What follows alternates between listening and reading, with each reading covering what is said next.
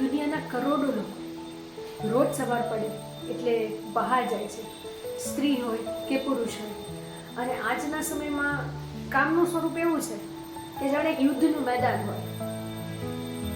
Business કરતા હોય કે જોબ કરતા હોય, કોમ્પિટિશનમાં રહેવું, પ્રમોશન, માર્કેટમાં કેવી રીતે ટકી રહેવું, આ પ્રકારનું મેદાન હોય છે. સ્ત્રી હોય કે પુરુષ હોય, પોતાના કામ અર્થે બહાર જાય છે. ત્યારે કોઈ ભાવાત્મક રીતે, કોઈક વૈચારિક રીતે, કોઈક માનસિક રીતે, કોઈક નૈતિક રીતે ખવાય છે. અને આ સ્ત્રી પુરુષો સાંજે ઘરે પાછા ફરે એ જ મોટો આનંદનો વિષય છે. જે લોકો ઘર સાચવીને બેઠા છે એમની એક જવાબદારી આવે છે. અને એ જવાબદારી થોડીક વિશેષ છે કે ઘરે પાછા ફરેલા માનવીઓ જે છે એમની માટે ઘર એ બીજા યુદ્ધનું મેદાન ન બની જાય એની ખાસ કાળજી રાખવી. ખરેખર તો ઘર છે ને એક હૂંફનું ઉર્જા કેન્દ્ર બનવું જોઈએ. આ વાત નોટ કરવા જેવી છે.